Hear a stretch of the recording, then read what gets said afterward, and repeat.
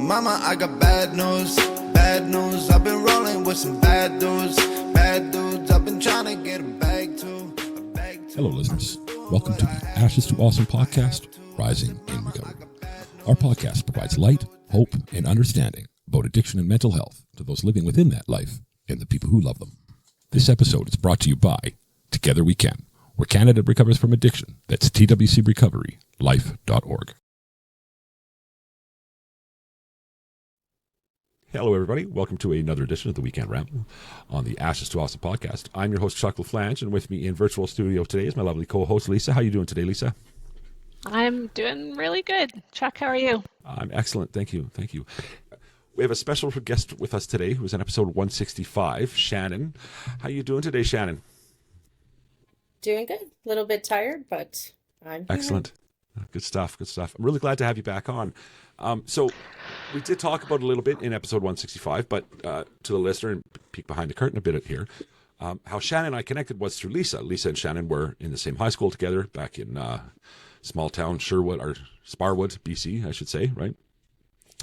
And it was a funny thing that I picked up on in that they both kind of had some of the same feelings about, growing up in a small town and some of the things that were going on, yet neither one of them would have had any idea about the others. And I thought that was kind of an interesting thing to talk about, in that we just don't know what somebody else is going through, right? Especially when we're kids, right? When we're young people and, teenagers probably more so than anything, because we, whatever, we are who we are when we're kids. So thank you for coming back on to talk about that. And to get things kicking off here, why don't we start with you, Shannon, and kind of recap, if you could kind of give us a synopsis about what it was like being a kid for you, and then we can get Lisa's take on the same thing. How does that sound?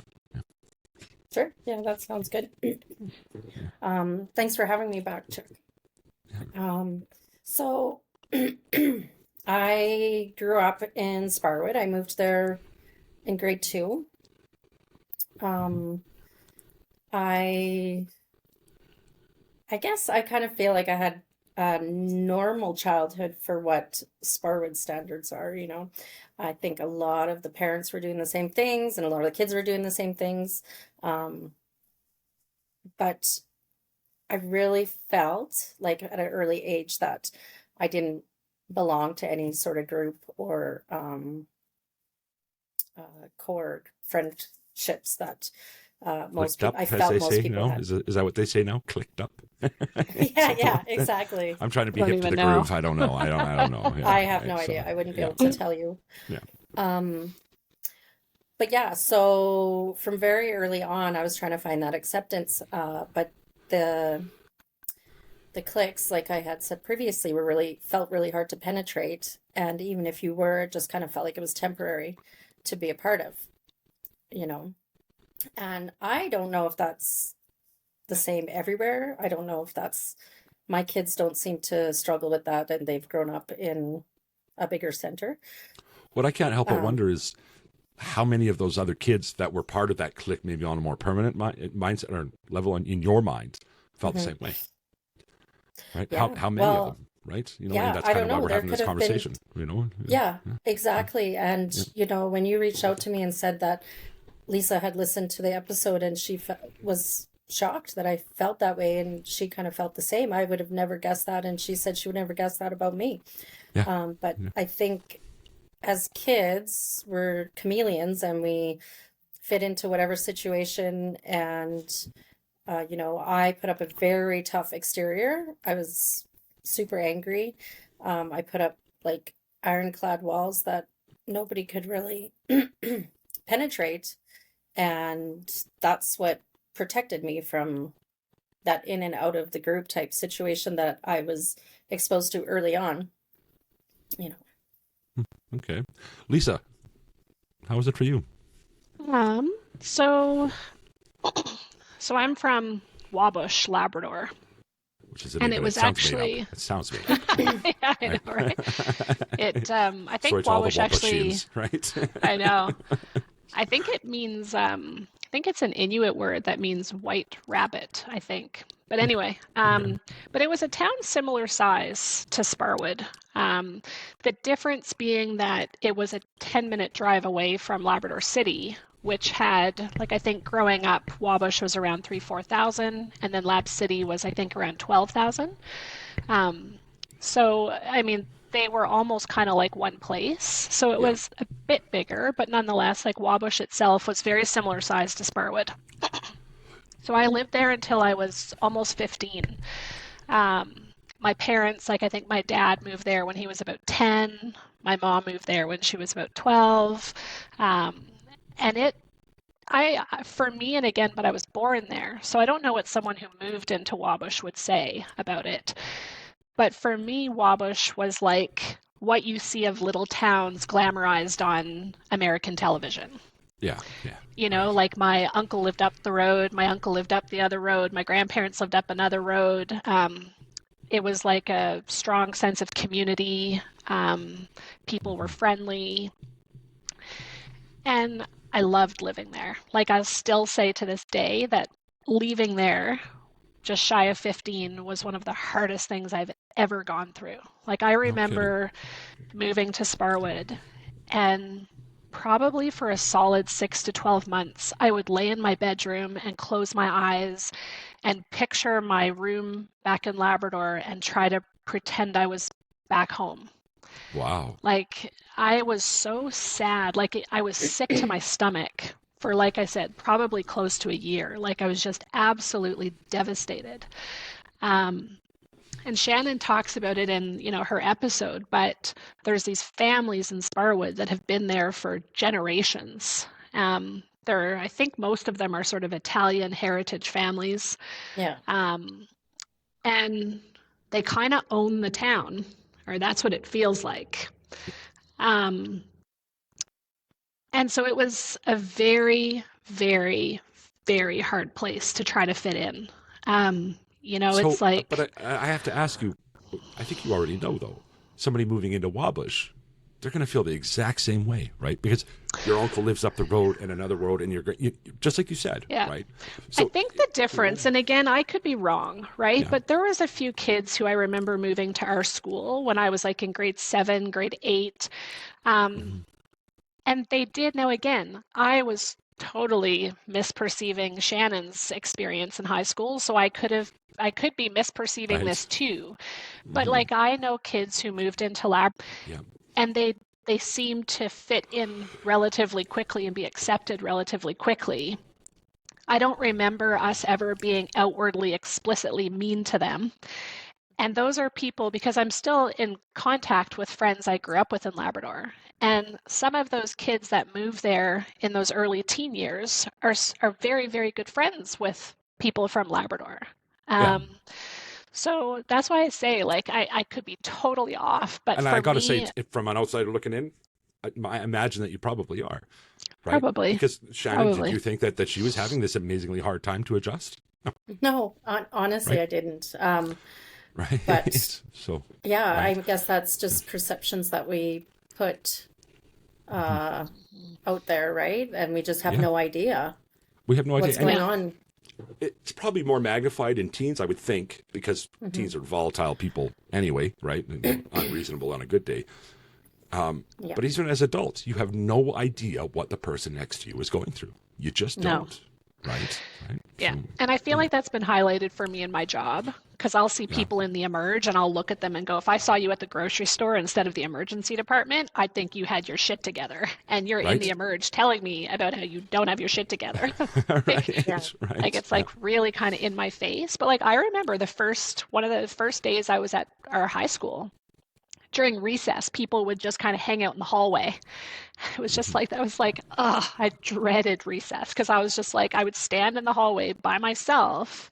And I still remember one of the first days I was standing there, just standing against the wall, and a girl came up to me who was 2 years older than me. And she's like, do you see those girls over there? And pointed to a bench of these girls sitting there. And she's like, they'll hate you. I'll never forget it. It was like one of my first memories, right? Kids are so mean. They really are. And you know what? This is what kills me is like this shit burns into your brain and it affects who you are. Like those interactions and those things affected how I have my friendships, who I feel safe with, You know, like for a lot of high school, I only hung out with guys because that's who I felt safe with. You know, Yeah. they didn't care what I was wearing. They didn't care what I was doing. Yeah. I do think girls are meaner.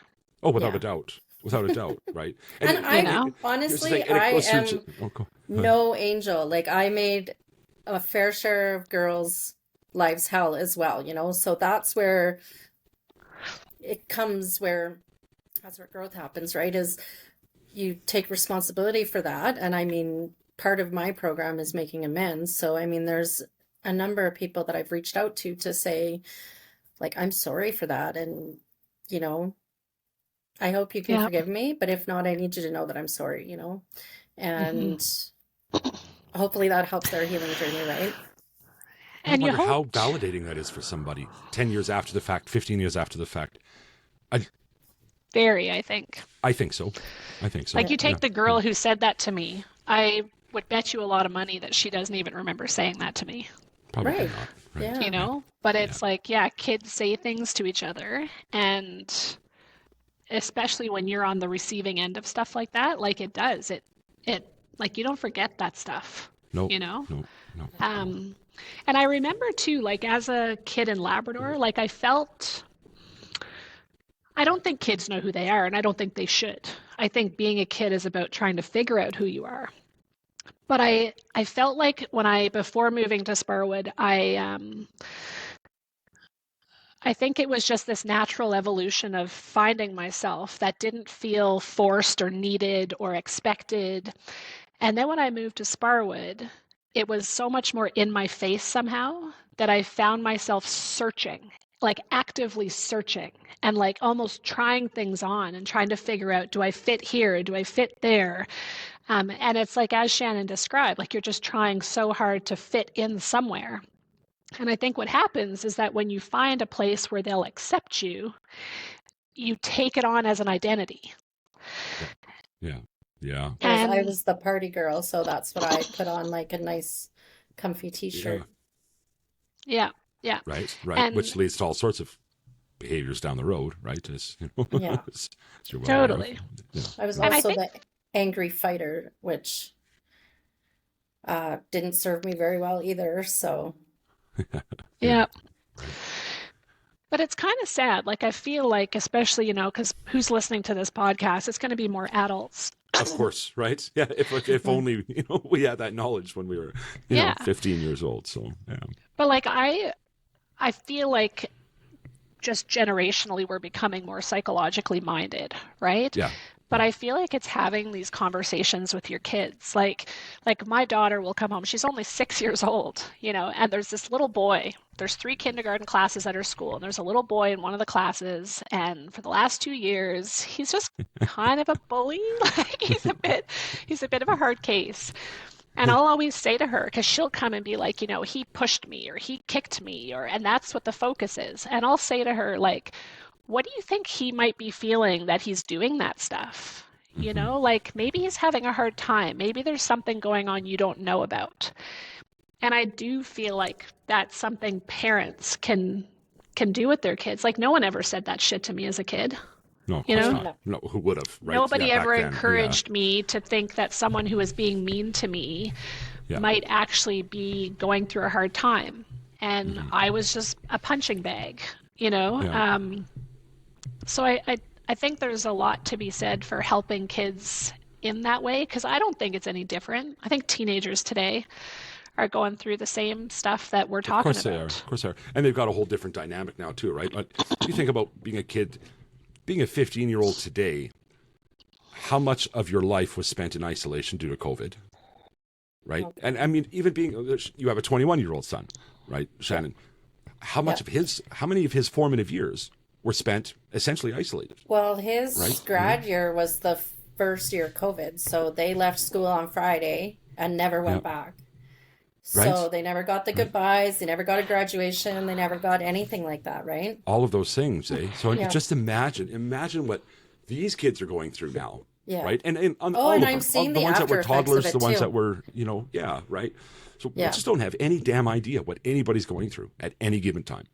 I Right? know. And I think that's what this whole conversation comes down to. But and it's so Mm-hmm. much of, speaking to our base, the addictions, the maladaptive behaviors that come as a result of what are, let's be honest, small T traumas, right? All of that stuff is what leaving Labrador for you, right? Yeah. Yourself as well, Shannon. So much of what you talk about, those are all small T traumas, right? Yeah. And how those affect you as an adult are, I mean, geez, right? Fortunately, you have a program that kind of helps you address some of those things, but how many people go through life without that knowledge, right? Lots. And I do think it's like very on topic with an addiction podcast, because it's just this idea that kids, and I think some of it is just normative development, but I think it's that idea that kids are trying to figure out who they are. I think kids who don't know where they belong are at very high risk of turning to substances or turning to, like, I remember in Sparwood, the people who were nicest to me from the beginning were the people I would describe as sort of the harder crowd, the ones that would hang out in the smoking pit. And it would have been very easy for me to just kind of slip into that and take that on as my identity. It's like Shannon said, that was like a comfy t-shirt, right? just to put that on, and right. And for myself as well, growing up, right? It was until, if I didn't do this podcast, I would never have this much self-awareness, right? But because I've heard the same story, not the same story, the same factor in the same part of a story, I just didn't feel like I belonged. Well, it was the same thing for me, right? I was all over the map, right? My brother was a jock, and that was easy for him, but I was all over the place. And then partying became like, that's a really easy place, right? Because you've got that substance that makes you feel like you're cool and whatever. And boom, that's just it's an easy place to default to if you're, if you're having identity issues and whatever. And then from there. Yeah, exactly. But I do believe that some teenagers, what do you call normal drinkers? I can't remember. Social drinkers? Muggles? Oh, yeah, I call everybody. Yeah. Like, everybody's a muggle. Yeah. Yeah, I still think some teenagers are that, and some teenagers have crossed that threshold into abuse, right? So I was having this conversation with my daughter. So my daughter's 17, and we were talking about drinking, and she was like, of course she drinks. She goes to parties and stuff like that. And she said to my husband and I, who both don't drink, she was like, yeah, I just don't like that feeling of not being aware of my surroundings. And, as soon as I say something where I'm like, oh, why did I just say that? She's like, that's when I switch to water, and that's when I, will stop drinking. And I was like, I never had that ever in my life. I just that was have another drink. Like, especially if I said something stupid, get me another beer. In for a penny, in for a pound. Let's go. Yeah. Right? So double down. I don't know where she picked that up, but I was I'm really proud of you for We've doing talked about that nature versus nurture thing, right? So at some point, and Lisa describes it in her choices quote. I think I played that for you in our episode, Shannon. If not, I'll play it for you again here shortly. Yes. Yeah, I did, right? Maybe I'll play it anyway, because it's just such a beautifully said piece. But that nature versus nurture, at some point, nurture has everything to do with it up until they go to a party and start drinking, right? Yeah. And then that's when the nurture, or that's when the nature kicks in, right? When nurture. Well, you take my brother and I, right? Like, perfect example. I was like Shannon's daughter. Like, I remember, because in Sparwood, that was kind of what we did as teenagers. We would go to bonfire parties, and people would drink, and there'd be music, and I would go to those parties, and I drank a bit in high school, but I would often lie. I would pretend I was drinking, and I wouldn't. And I never really liked it. I still remember the first time I drank, it was at a house party in Sparwood. And I just remember the room spinning and thinking, oh my God, this is terrible. I don't like this. Yeah. And then you take my brother, who had a very different experience with substances. Yes. And we grew up in the same house. Obviously, even within the same home, every kid has a different experience in that home. But there's genetically, both of my mom's parents were alcoholics. There's definitely a genetic thing as well. And I do believe that my brother, he got certain genes I didn't. And I think there was a genetic predisposition there on top of other factors. But, and he also moved when he was a teenager. Like we left Sparwood, and he left Sparwood about the same age I arrived in Sparwood. And I think it was the same thing. Like you go somewhere, you don't feel like you fit in. And, and you find substances just take away the disinhibition. And, Where did you I guys just move to? So Or the where did year he we move to? finished high school, Mhm. him and my parents moved to Moncton, well, Riverview, New Brunswick, but it's just a little town next to Moncton, New Brunswick. Okay. And that's where he got into partying. Like, I mean, Mm-hmm. it might have happened if we'd stayed in Sparwood, but again, I Yeah. always wonder because I think my brother has always been a bit more anxious than me, like even as a little boy. Right. And Yeah. so, I think for him moving at 15, and he was also the kid though, who my parents would tell you he had an easy time moving. Like they knew full well that I was not happy. Feelings are like waves. All feelings, positive or negative, have a beginning, a middle, and an end, regardless of how long they have. They also rise and fall, only to rise and fall again until they drift out to sea and the next set comes in. When you suppress feelings and prevent the natural cycle, the waves don't settle, the emotions get stuck and intensify. Instead of ignoring your feelings or trying to push them down, practice riding the waves. Notice when sadness is welling up and make space for the feelings to make their way through your body.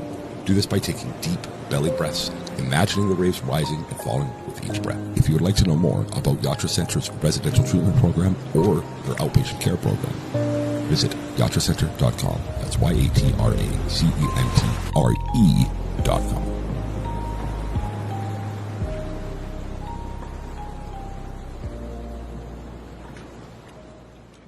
Like they knew full well that I was not happy Yeah. when we moved to Sparwood. Whereas David was always like, like whatever, sure, I don't care. But I think he was an internalizer. And I do think he struggled with anxiety. And so then he moved to a new town and he started partying.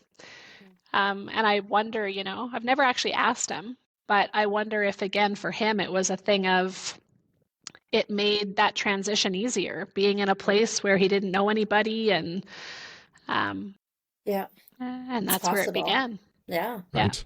That's the Yeah. shitty thing about addiction and substance abuse is, if you could pinpoint the exact time, you'd never let that happen, but you can't, Yeah. No, unfortunately you But cannot. I do actually feel like getting back to the small town, I do actually feel, because I've talked to numerous people about small towns and stuff like that, I do feel like the Elk Valley has a different vibe. Like I just feel like it's hard. It's a hard place to grow up, and you have to be kind of a hard person to navigate it, And as we've kind of touched on, probably a lot of us felt that. Whether you were accepted or not, I play on a ladies ball team, and a girl that grew up in Sparwood also plays on the ball team. And she was kind of like me, like really, we're actually quite similar, like a really hard exterior, the classic resting bitch face that didn't bode well with the older girls because we're supposed to respect them for some reason other than the fact that they're bitches. But I don't know, And so we were sitting at our year-end banquet with all these other girls, and lots of them grew up in the city, like grew up in Calgary because they're all locals. And they couldn't believe the stories that we were telling them. Like my friend, I don't know if she wants me to use her name, but my friend was like, yeah, the first time I saw Shannon, we were down in it might have been the Macons. It might have been those apartments beside the Black Nugget. But anyways, we went there to beat up a girl, and she was there, and she saw us come in and beat up this girl. And one of the girls that was with me was pregnant and fighting, like this is just stuff that happens there, And these girls were flabbergasted. They're like, we've never even seen a fight in real person. And I was like, this is just normal stuff that happened there. It was like the fights and watch your back. And did you say that about me, Well, and I was in a small town as well, so like Strathmore, just outside of Calgary, right? Yeah. Same thing though. Absolutely Was the same it? thing. Oh, without a doubt. Yeah. It was fights were, yeah. I can't even tell you how many times I was in a fight at lunch or after school or whatever. Like that was just normal. Well, maybe it was just people like us. Or maybe, right? See, Maybe it was I have the same experience as Shannon though, where I feel like And again, maybe I sort of idealize Labrador because it was my home, but I have the same experience where when I've talked to people about this, that the Elk Valley is somewhat Could be. unique. Yeah, it could be. And I'm certainly not trying to take away from that. It's just a Yeah. similar experience, right? Yeah. Yeah. Well, even my son, who's 21, he went back for so Sparwood has this party when you graduate. It's called Stag and Hen. So Stag for the guys, Hen for the girls. So he went down for his, because he moved up to Okotoks when he was 14, maybe. So he went back to party with his friends that were graduating, right? And when he came back, it was like he was just like this wounded puppy, like coming back home, and he was like, I can't, like, he got in a fight. He's never fought before, like drinking, cars driving everywhere. Like, he was just like shell shocked as to like, and I'm like, yeah, and that happens every weekend there. This isn't like just this is the weekend for partying. That happens every weekend. And he was like, I can't believe it because that just doesn't happen here. No kidding, eh? No kidding. Yeah. Yeah. And so it's still happening there. You know, my daughter, her boyfriend lives in the pass, and she goes down there and she said girls are still fighting down there, and that just doesn't happen up here, you know. Wow. And actually, but there's like a mentality to it, right? And like we've talked about, it's like some of those families have been there forever and they're still there, you know. And hey, people are happy there, good on you. Like, you know, everyone stay in your lane, do your thing, live your life, and if that works for you, awesome. But I feel like because of that, it's like, how does it change when it's like the same families generation after generation just kind of doing the things that they're doing? I don't know. It's well, I will say, like, I sobered up there, so I really feel like I kind of outgrew the town. Like when I was there, and raising the kids from whatever grade. We moved there when Simon was in kindergarten and moved up here when he was in grade 9. It served our family quite well, you know, like the sports were, he played hockey, soccer, like all those things that they did. But once it hit a certain age, it was like the jocks would become the minority. And so we needed to like sort of expand their horizons. But then when I started in recovery, I feel like I outgrew the town because I was kind of looking around. I mean, it is an absolutely gorgeous place. It's so beautiful. So pretty. But I don't hike, I don't hunt, I don't skidoo. Like, I don't do any of these things that people travel from around the world to go there and do, you know?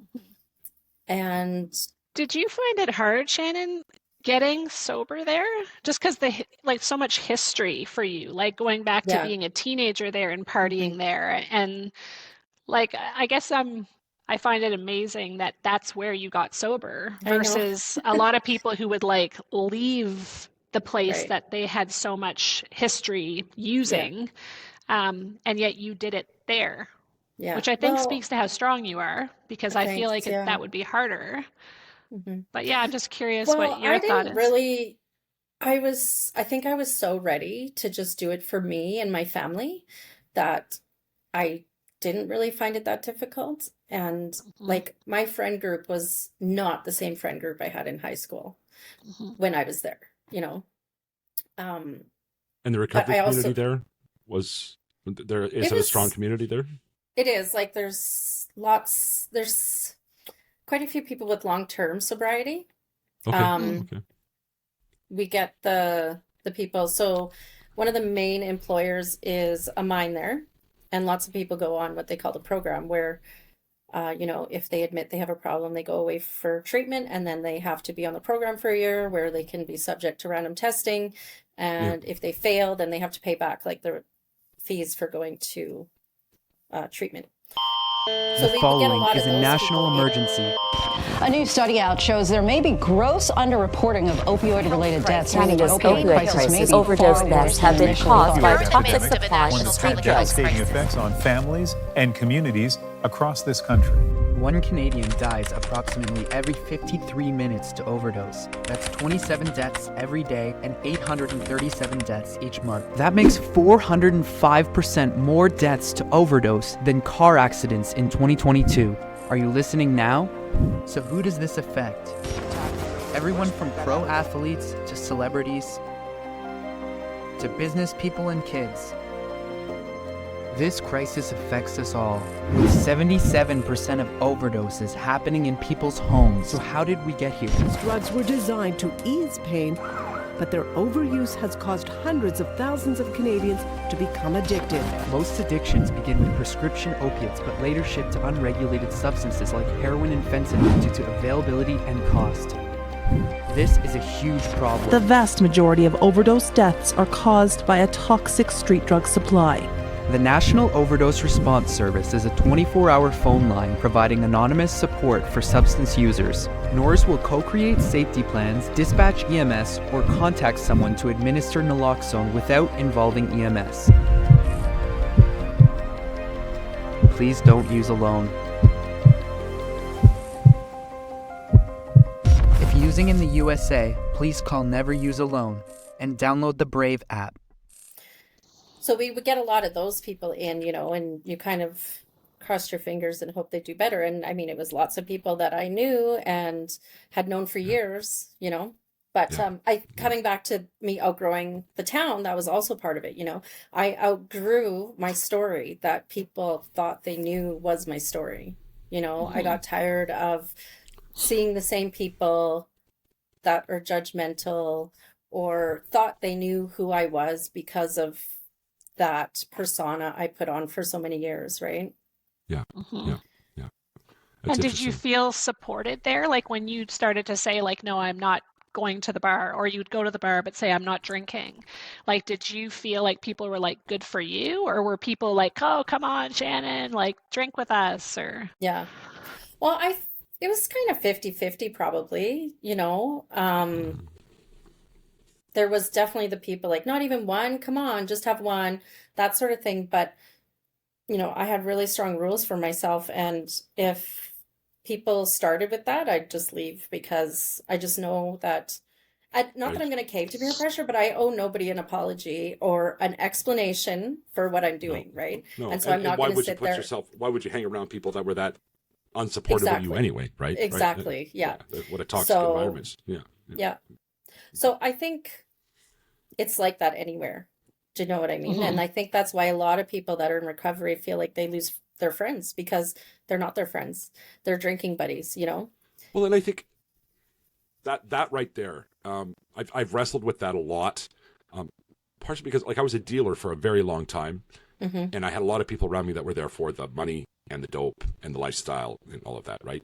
There were always people around like that. So when I would stop, any of those couple of kind of big, segments in my life where I was, okay, I'm getting out of the business, and I would be heartbroken. The two times specifically, just crushed.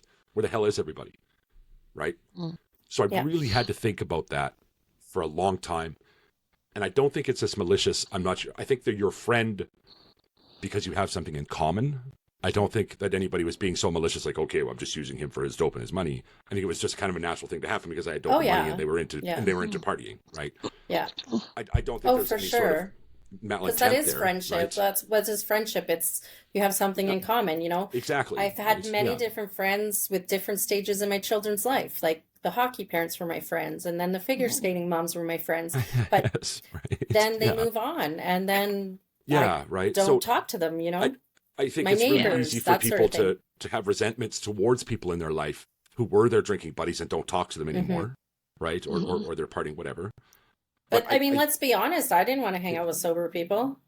No, right? And that's just it, right? Like, what fun is this going to be? Like, Right? Right? Am I going to play quarters by myself for crying out loud? That's no fun, right? Yeah. Like, And the other thing I feel like there's an added complexity to trying to get sober in a small town because it's harder to avoid the drinking buddies or whatever. And I also feel like, again, because in a small town, everyone goes to the same places. You go to the same restaurants, you go to the same pubs, you go to the same parties. I feel like to support, and this is just me talking more from, I guess, experience in working with patients in the hospital and stories I've been told. But for friends to support you when you express your intentions to be sober, I think it makes them look at their own drinking, and they don't want to do that. Who the you hell know? wants to look? Yeah, right. And yeah, so that's why I think It's- it promotes this, oh, just have one. It's yeah. almost like minimizing you saying, look, like I think I struggle with alcohol use disorder and I can't just have one. Yeah. And they don't want to acknowledge it or admit that, because then they have to go, like, where am I? Like, what's my, where am I at with Yeah. my drinking kind of thing? Yeah. Oh Mystery yeah, does I'm love sure company. that happens So- because I've had numerous friends like reach out and be like, "Oh yeah, that's something I want for myself," or "Where do I start? I think I drink too much." And so I kind of tell them the steps I took to get there, but I also tell them like I am in no means the keeper of your drinking. So with you coming to me, I don't want this to be a thing. Like don't think that I am judging you if you take another drink. Like I'm here if you need me, but I want it to be very clear that I'm not the keeper of your sobriety, and I'm not going to be keeping tabs. I'm not going to be Isn't doing that, anything though, like that. That is something I struggle with so much, Shannon, Mm-hmm. trying to make clear to people. So because there's people in my life that are still using it. It's like, hey, you never need to lie to me. I will not judge you. I promise. Right. They lie the very next words, right? Yeah. And it's like getting people to understand that I'm not here to judge you, man. Like I'm just here to help you out if you need it. It's such a hard thing for people to accept. It But that's really because is, they're right? projecting their own judgment of themselves onto you. Like, I really believe that. Fair Like, I think that, if they have another drink, Yeah. they're judging their choice to have another drink, and Right. they will project it out. Yeah, and there's that shame factor, which of course we've talked about a lot in Ash is Awesome, right? And how shame is such an extrinsic emotion, Oh, right? gosh, Just, yes. what a horrible thing, right? We've done, Shannon, and I don't imagine that you've had the opportunity or whatever, but we've done an entire episodes about shame versus guilt, right? And how what Ryan Bathgate has told us, and on the Kaleidoscope Wednesdays, he's helped us to see anyway, is that shame it's not part of the human experience. That is something put onto you. It's not something that comes from within. That comes from everybody around you, right? Mm-hmm. Guilt is a driver. Guilt is a good thing, right? But shame is a wet blanket of shit, is what that is, and it just keeps you down. It's the boot on your neck. It's all the things, right? Yeah. So if we can find a way to get shame out of our head, life gets better really fast, right? Mm-hmm. Yeah, I mean, I think everybody, you're not going to go through life without being guilty, right? Because we all make mistakes. And, of course we do. If you've got a conscience, you're going to feel badly about making a mistake. Mm-hmm. But shame is like believing you're bad, like you're intrinsically bad. Yeah, it's horrible. Yeah. And no one's intrinsically bad. And no.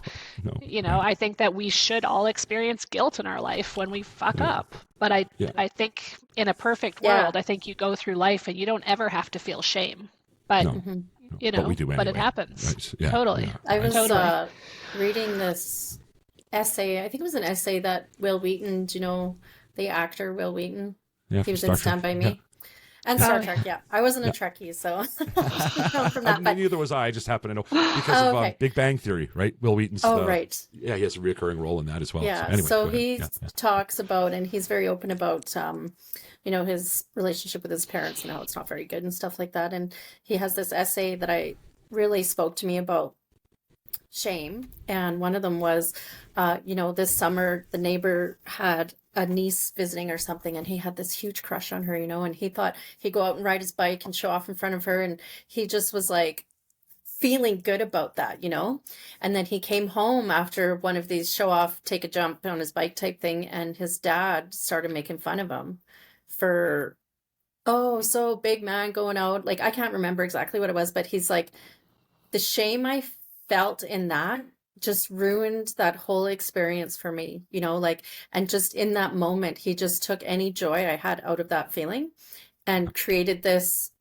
playback of feeling like he looked stupid, feeling like it was a dumb idea, and that spoke to me. Small tree trauma, right? Right there. That alone could have just this everlasting effect on somebody's life that, exactly. People, so that's what I thought of when you're talking about that. How did you relate to that, Shannon? Like, where did that tie into your experience of shame? Well, think Here's the a doctor lot coming out, eh? Yeah, I know, right? Sorry. No, that I've never heard you ask. I love that you did. I totally do. Yeah. Now, like, I'm not Shannon, so maybe she's not loving it, but that's Yeah. what a great question. So it really touched me because I feel like growing up, there was lots of different authority figures, whether it my parents, teachers, older children, coaches or whatever, that just with a word could just cut you like instantly in a moment, whether they know they're doing it or not. They think they're being funny, they're doing it for laughs. And, I really find that was how people fit in Sparwood too, is making fun of the weak bonding experience of laughing over how stupid so-and-so looks, or can you believe they did that? Or, oh, he tried to do this and, like play basketball, play volleyball. I remember one time I was in elementary school and I was on the volleyball team. And somehow, like I was on the court and somehow the ball went like straight above me and I didn't see it, right? So teammates, everybody's yelling like it's above you, and then it like dropped right beside me.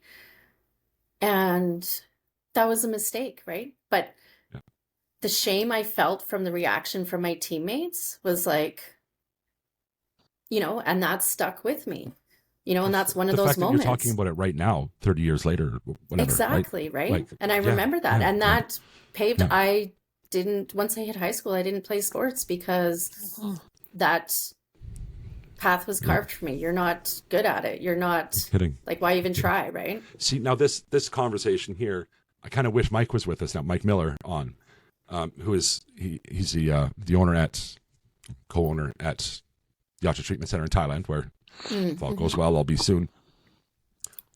He talks a lot about. He knows so much about trauma, but so I'll speak as loosely as I can about the whole thing.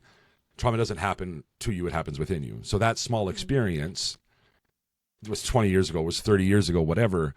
That's an easy thing to say. Well, it was 30 years ago, but the flip side of that is, for 30 years, that's been snowballing in your brain. Yeah. Right. So you grab a few of those things together, and that happened in junior high years or in high school years. They start snowballing in your brain, and it was 30 years ago. It was 30 fucking years of it snowballing into something in my brain that I don't even know was happening. Right. Yeah. And then so trying to address those traumas. Wow. Right. Yeah. Well, that's just it, because if somebody that overthinks like me, where you just lay down and your brain turns on, that's 30 years of shitty self-talk, right? Yep. It's so funny, even hearing you say that, like an overthinker. Like my perception of Shannon in high school was easygoing, not affected, didn't give a shit, that nothing would penetrate, nothing. Right. And it's actually interesting because, like I said, I don't have close relationships with anybody that I went to high school with in Sparwood. And there were people that I hung out with. And again, it was, trying to sort of fit in somewhere. And then it's so funny because if I think about the things Shannon has described, like I actually feel like we probably had more in common than the people I was spending my time with. Yeah. But more than that, with everybody around you. With everybody around you, you've got these things in common. Because if you two felt like that, what are the odds that you're the only two felt like that and you end up on the podcast together? Yeah. Right? You could damn well bet that almost every other kid around you felt the same way. Yeah. Even the hardest case. Even the hardest case, right? Which leaves me going back to my school years going, holy shit, I wonder, right? Like about so many of these other guys who you thought had it together, right? But, Yeah, that's true, Yep. Yeah, I think so too. And that's why I tried to raise my kids to be kind instead of anything above all, right? Because it's hard. Right? It truly is. I don't know. Like, the school, I don't have a lot to do with the school. My husband's not allowed to be on the call list. Why not? I want to know that story. Yeah. Why not? Now let's talk about that for a minute. Sorry, and I'm sorry, your husband's name? Pat. Pat. Okay. I saw him on he liked or commented or something on one of the posts. And I was like, "Who is this guy?" Which I tend to do quite often, right? I was like, "Oh, that's Umas." Okay, so yeah. Yeah, so he's a big giant, but yeah, he had a really shitty school experience growing up. So. And now for a quick PSA brought to you by Together We Can. Grief isn't limited to the loss of a loved one. For all the support you need, TWC offers a grief and loss support and education group offered free of charge. Learn more at twcrecoverylife.org.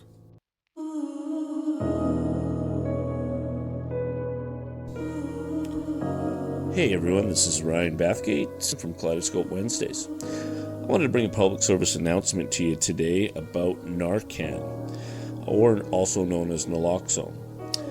These kits have saved so many lives over the years. I can attest for that.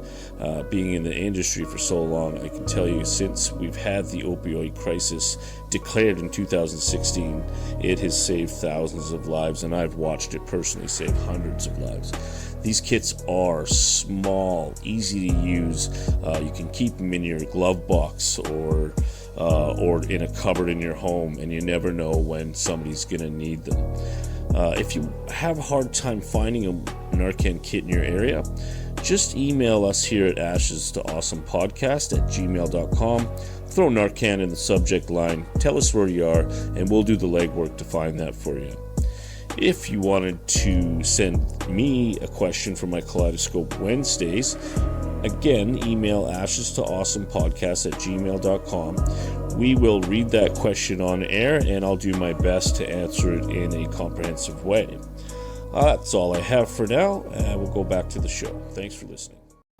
He has a hard time, and he is very loyal to his family. Like, if there's a hill he's going to die on, it's for us. And he's fair, but he will stand up for the kids. Like, so many times, if the school phones me, sorry, there was a fly there. We'll take it and be like, okay, let's learn from this, blah, blah, blah, blah, blah. And he'll just be like, nope, I'm not talking to them about that because that's not important to me.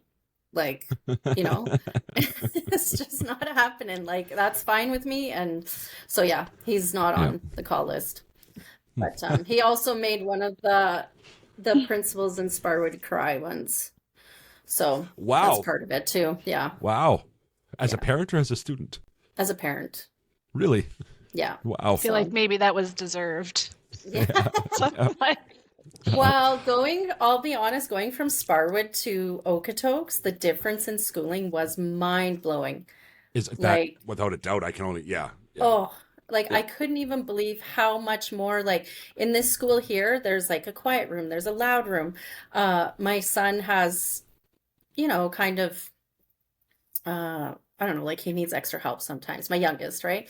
And they just accommodate that. It's not shamed. It's not anything. Like, even when my oldest was going to school in Sparwood, the discipline was to write lines still. Right. Really? What the hell does that do for a kid? Well, something I've talked about, I think, in the show, certainly I've told you about before, Lisa, was my stepson with, he was super hyperactive. The solution in small town Saskatchewan, and like 1,000 people town, right? Like, it was like really small, was to box him in at his desk. They actually put a cardboard shroud on his desk so he couldn't talk or see anybody else. And then they took away recess. Oh, right? My God. This is I can't 5 even years with ago. that. 6 years ago, maybe, right? Like, this is just recently, if you can imagine. That's mind-blowing. The day that happened, they got to meet his new stepdad. Right? And that would be my husband too. Like, I'm sorry, but that's not acceptable. No, I'm sorry, that's not acceptable. Weren't my words, but it was what I was trying to communicate. Well, you might not have had like the communication skills back then that you'd have now, right? But right. One would argue they were a little sharper and better, even, right? So, I got my fucking point across. I can tell you that much. Yeah. So I also have a nephew who's the same age as my son, and he went to school in Sparwood as well. And I remember one recess, I think he was in grade 5. He came in, took his toque off, went to class, and the teacher there, who probably should have retired 10 years ago, said, like, why is your hair so messy? And he was like, well, I just took off your toque. No, you did that on purpose. Go to the office. Like sent Wow. him to the office Right? because his hair was messy. Yep. It's I like being can't in a even. time capsule for crying out loud, right? You Oh, it know? is. Yeah. I always say that. Sparwood hasn't Right. moved out of the 80s, like in years. Yeah. When I was in grade 6 in Strathmore, that was my first year out there. A kid came to school, Billy. Oh, he was a badass kid, but came to school with these like cut jeans. They were like with tears in them intentionally Oh, or whatever, yeah. and pink hair. He got sent home. They actually sent him home for that because it was like unacceptable, and the hair was the big deal. Right? Like, it was like, are you kidding me? You know, and even back then I thought that's archaic. Like, come on, guys. Because that Right? affects You his know? learning so much. Yeah. Exactly. Yeah, right. Yeah. And Yeah. also, Of course, I they were feel giving me like- a strap like 2 years before I got there still too. So, right. And I feel like, again, with this idea that kids are trying to figure out who they are, right? They're trying to find their way. It's like, encourage them. Like, celebrate their curiosity. Celebrate Absolutely. them trying Yes. things out. You know, like, who the hell cares if he's got pink hair? Like, what is that? right. Who's that hurting? You know? And do you think his hair is going to stay pink for the rest of his life? No, it's Probably not. not. Like, he'll No, probably be over it Even in if 2 it days, is, you who know? Like, cares? Yeah. Right. Yeah. Mhm. Yeah. absolutely. And so, Shannon, I wanted to tell you too that, like, listening to you describe the morning that you decided you were going to stop drinking, like, Chuck will tell you, I don't get emotional very often. And like listening to that, I was like, pause. I was like, ah. It's just like, I felt so, Thank I you. don't know, like so affected by that. And I think in part because I had this perception of you that was not at all your reality. Yeah. Like hearing the emotion and the sensitivity and the vulnerability and the shame that you were experiencing in that moment, like it just like, even talking about it, like it just hit me Yeah, like it's a making brick. Stop it. Yeah. Right? Yeah. I know. Well, that's one of the beautiful things about recovery is you can feel these emotions too, right? And I had lots of people tell me that made them emotional. Even my nephew, when he was driving to work, he's like, listen to your podcast, Auntie. It was awesome. He said, but I was driving to work and I thought, fuck, I'm going to cry. Which is, Shannon, I got to tell you, remember before we were recording, I'm like, I was about to say something that was relevant. Yeah. Now remember. Okay. Your episode brought more people to the website than almost anybody ever. Really? Ever. Yeah. Oh my God. Yep. It was like, holy shit. I was like completely, you should see the I feel spike like we in need the to graph, interject right? here a hashtag you are loved. That's totally what That's what about. that is. Yeah. That's what it 100%. is. It's Right? people who Yep. love Shannon, who want to hear Yep. her story. Yep. Yeah. Yep. Yeah. Thank you. Yeah. Like That's it was really special. yeah, I was completely blown away. The website is a few months old now. Yeah. So it's to say to the website, and it very much, I think you might be first place in the website, as a matter of fact, right? Do I win something for that? Like, Well, you got another appearance on the podcast. That much you get for sure, right? Shit, I'm happy with that. yeah, right. It's someday I'll hand out prizes, right? You know, how about I give you 10% off on any hoodie you want? Yeah, please order a hoodie. I need the money. Right? Yeah, right. Helps both of us. Yeah.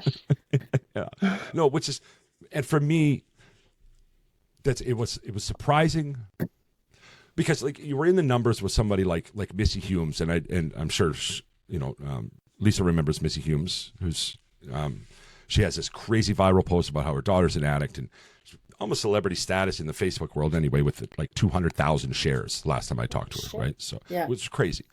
So her episode kind of, of course, I think there was one other episode that would compare to yours, and that was it for the amount of people it brought in, like just immediately. It was just crazy. Yeah. It was absolutely crazy, right? Yeah, that's insane. You know, and it was surprising for me because sometimes I like to envision the show being about the families and these big issues and how recovery stories are kind of but it reminds me how important recovery stories are. Right. Yeah. Right, because that many people are listening to it. Somebody, and I guarantee, and I hope you take this, somebody's life was changed. That many people listen to it, I guarantee somebody's life was changed. Yeah. Right. So yeah, good for you. That's good for you on amazing. that. That's like yeah. hard to fathom, really. Yeah, right. I was trying to figure out the reason, and I look at the numbers. It's people from Okotoks, people from Calgary, people from Sparwood, right? Like, because I can see where people are, watching from, right? Yeah.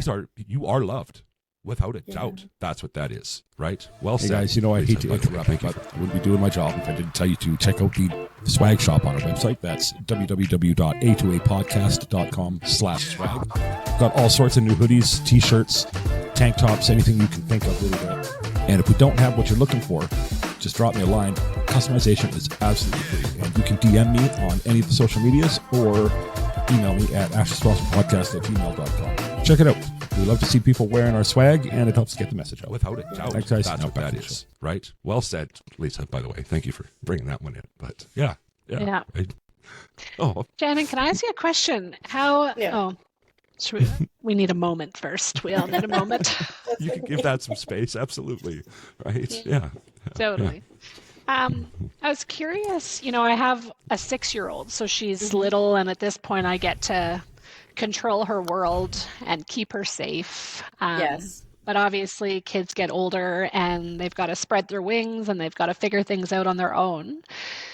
But how has that been for you, like trying to balance letting your kids do their thing with all the things that you've been through and all the things that you know?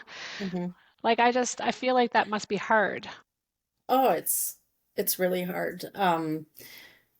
Because they hit a certain age where you just hope you planted all the right stuff in them and that they have that foundation that they can either build on or come back to, right? And so I kind of touched on that a bit in my episode of having to make amends for my behaviors and how I might have affected them, and making living amends. So I'm now, that night after the podcast, I took my son and his girlfriend to like a punk show. So I still go to concerts, but you know what? Like hold on one second. Thanks. Somebody's just dragging a chair across the floor. Getting a snack. But,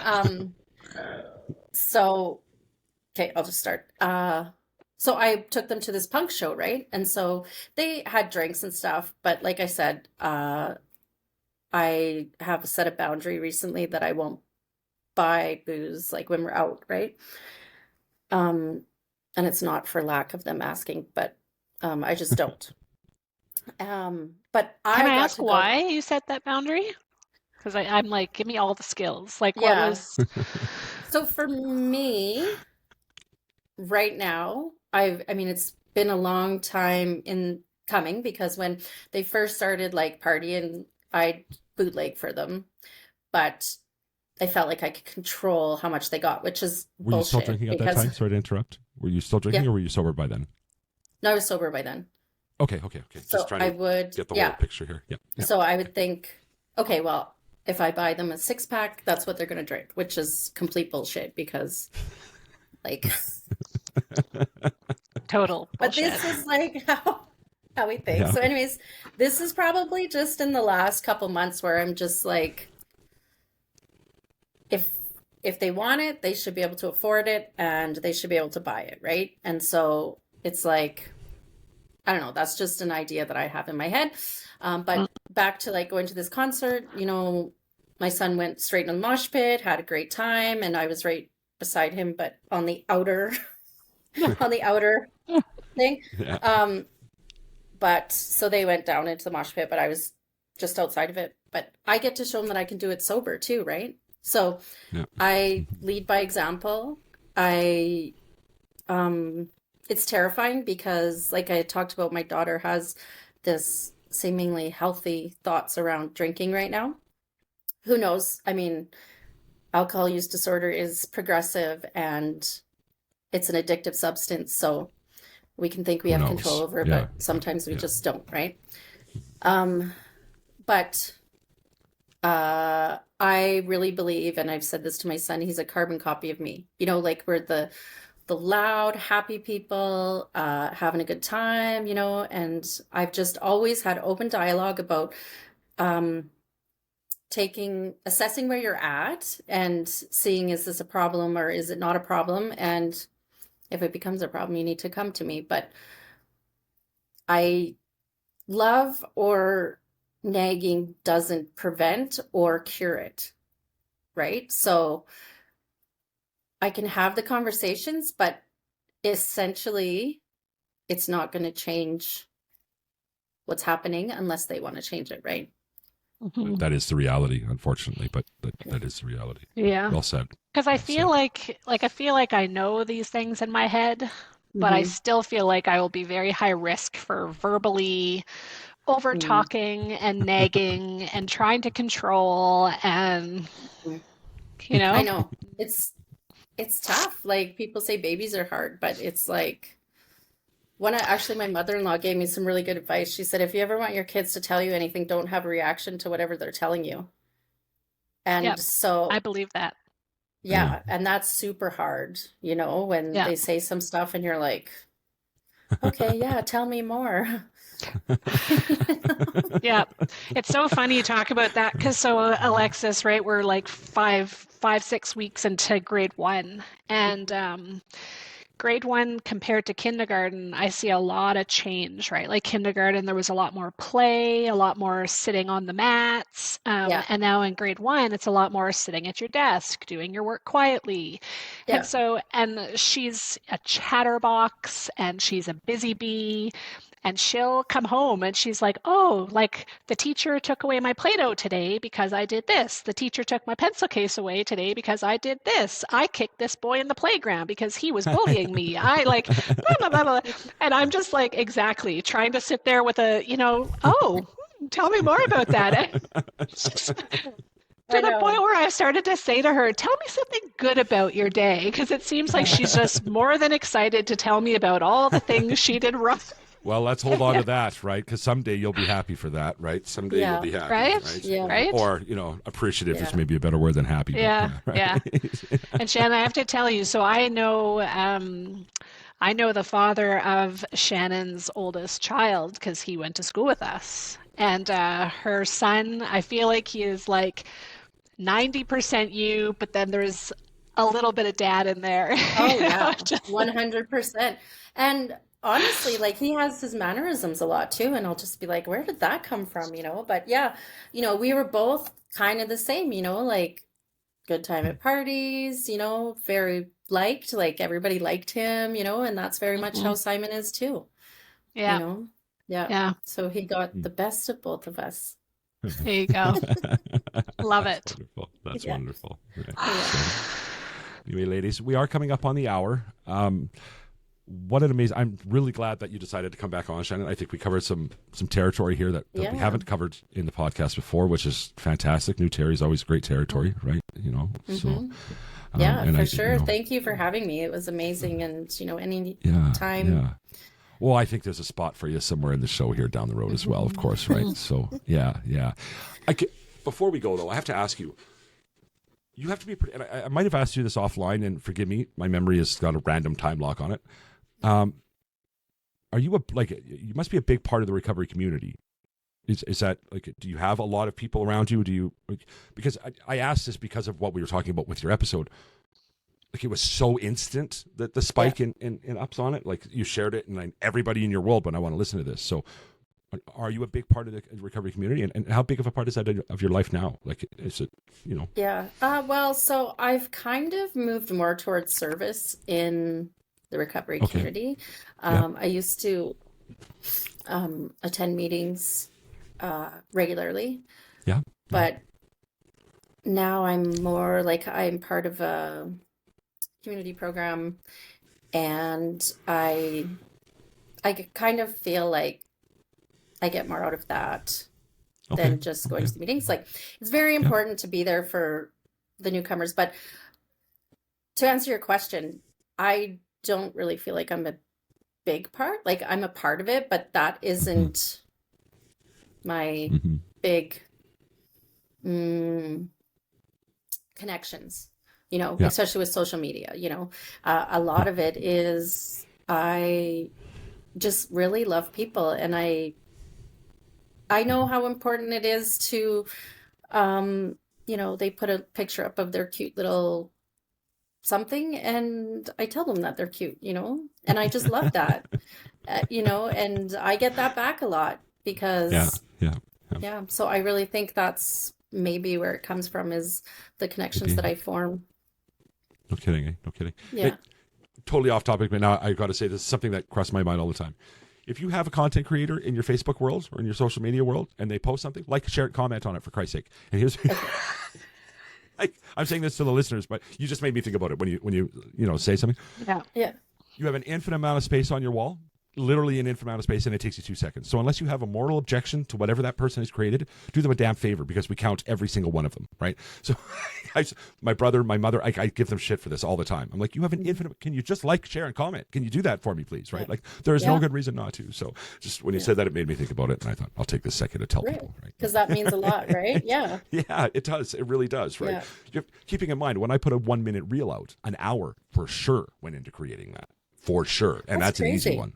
Right, so it's like, okay, y'all watched it. Could you just like it? Could you have any idea? Because it means a lot. That's a good reminder when somebody for me does too. it, right? Yeah, right.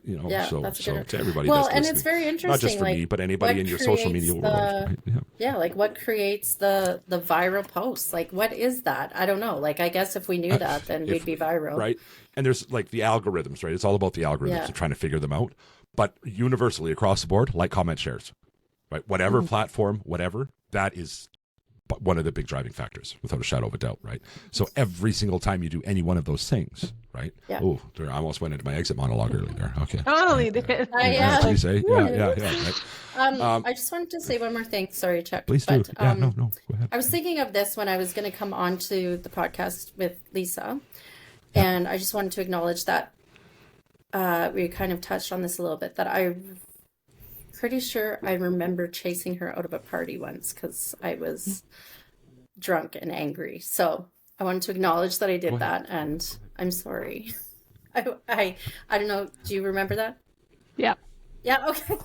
It's like, I should probably acknowledge that, but you know what? That's learning, and I don't know. Yeah. I forgive forgive you. you. Person then. Thank you. Oh, that's a lot right there, right? Yeah. That's a lot. Yeah. Like I said, we never have any idea what any of us are going through at any point, right? And so yeah, I'm really glad that you got to come on, and to people that listen, maybe this is a reminder to you. I got to do another amends. Yeah. Hey, yay. Thank you for that, Lisa. It makes me think about all the amends I still have yet to do, right? I'm a year. It's coming up here. It's coming up in 2 weeks from today. Wow. That's we are going awesome. to be right. My 1 year is going to be on a weekend ramble, as a matter of fact. So amazing. Yeah. That's amazing. So, but I still got a lot of amends to make. Right? Like a lot. I know. You got time. You got time. Yeah.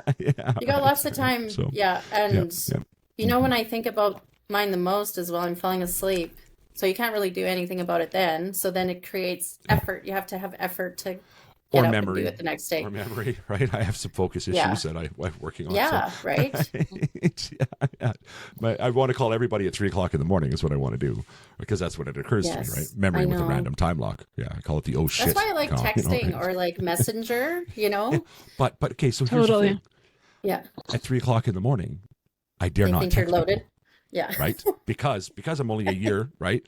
Like I can't send an email, certainly can't call anybody, message anybody at 3 o'clock in the morning, because it's for me, and that's probably more about myself than it is about the people in my life. But I immediately think, okay, they're going to think that I'm using. Right? Yes. Interesting. You know what I mean, right? Yeah, so it's a constant exactly for me. It's a thing. I dare never send a text at 3 o'clock in the morning. Like it's a horrible. And it's funny because I if I'm working call, right, I'll be up all night, and it's a kind of a bit, and I'm a night owl anyway, but it's a big joke amongst like people that I work with who are friends of mine that they'll wake up and it's not a surprise to them if they've gotten a message from me at 2 a.m. And it never dawns on me that, well, if I message someone at 2 a.m., they're going to think I'm up to something. Like, you don't have that history, right? You don't have a history of being up to something at 2 a.m., like for 20 some years, right? So, right? I constantly, I worry about it if I sleep in. I always worry about it, right? About how this must look to other people, right? And then, and Ryan, Ryan Bathgate from our Wednesdays, I was talking to him about this once. And I said, it's got to have occurred to you. He says, it'll occur to me when you tell me that you've used. and not before, man. You're my friend. And it was like, oh, that was actually a really big deal, right? Yeah. Right. Yeah. Anyway. Yeah. That's all right. Yeah. That trust is almost gifted to you. Do you know what I mean? And that the lack of judgment too, right? Because right. And I know that if I used tomorrow, I could call him, and it would never even. It would be like, okay, so how was that for you? Are we back to it now? It wouldn't be an issue, right? No. You know, I know there's a bunch of people in my life now that I could say that to if it came up. Right. Fortunately, we're not there, but you know. Yeah. So, exactly. Yeah. Mm-hmm. Anyway, that brings us to my favorite part of the show, and that's the Daily Gratitudes. Today's Daily Gratitudes are brought to you by Revolution Recovery, helping men recover and become their best selves through support and treatment. They've been there and they understand. Shannon, what you got for us today? Daily Gratitudes. One of my friends came into town last night, and I got to catch up with her in person, and I'm really grateful for old friendships that you just pick up right where you left off. Mm-hmm.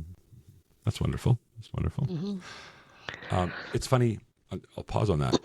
You can always tell when somebody's been in a program for a long time when we come up with Daily Gratitudes, because they're simple. They're like, there's just nice things. They're just, you know, whereas most people try and come up with this grandiose thing that they're grateful for, right? For God and my family and everything. And, you know, whereas somebody that's been in a program for a while, it'd be like a cup of coffee, a friend I visited, whatever, right? It's it's an interesting thing. And it's funny that you've noticed that, Lisa, because it's very true. The right? muggle, right? Because I think that I used to be of exactly what you're describing. And then just the realization that I can say I'm grateful that the sky is blue, you know? It's huge, right? It's huge, right? Yeah. And I never try and judge anybody's gratitudes. I just find the differences are interesting to me. That's all, right? Yeah. So, right. Yeah. What about yourself, Lisa? What do you got? Grateful for my brother.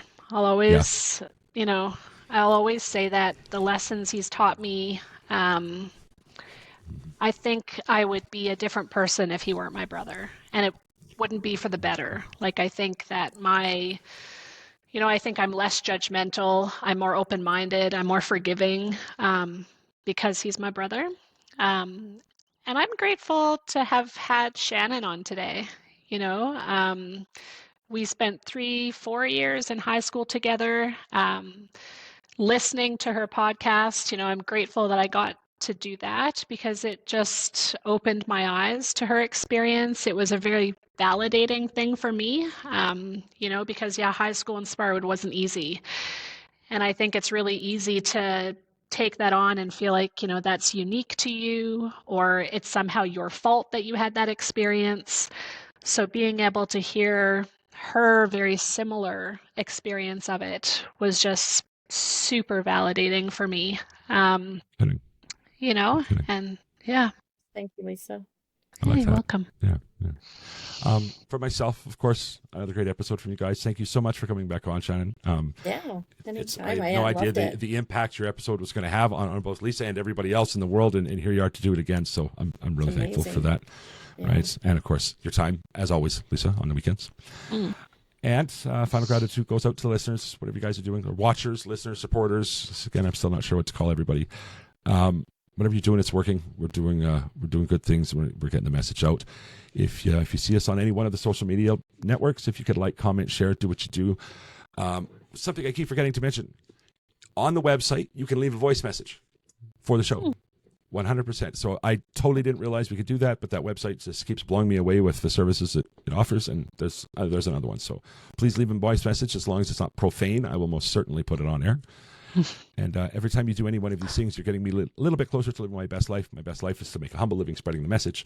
The message is this: if you're in active addiction right now, today could be the day. Today could be the day that you start that lifelong journey. Reach out to a friend, reach out to a family member, call into detox, go to a meeting, do whatever the hell it is you need to do to get started, because it is so much better than the alternative. And if you are the loved one of somebody who's suffering an addiction right now, just taking the time to listen to our ramble, if you could just take one more minute, text that person, let them know they're loved. Use the words: "You are loved."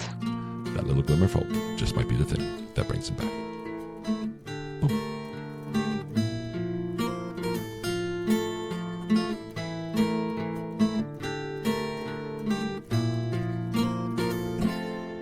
My body's getting cold, my life is running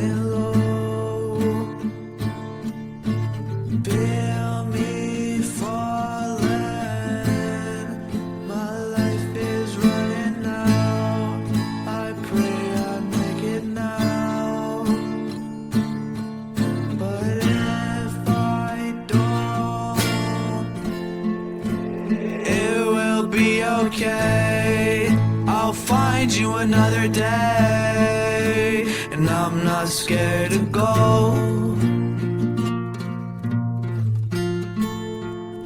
It will be okay, I'll find you another way, and I'm not scared to go.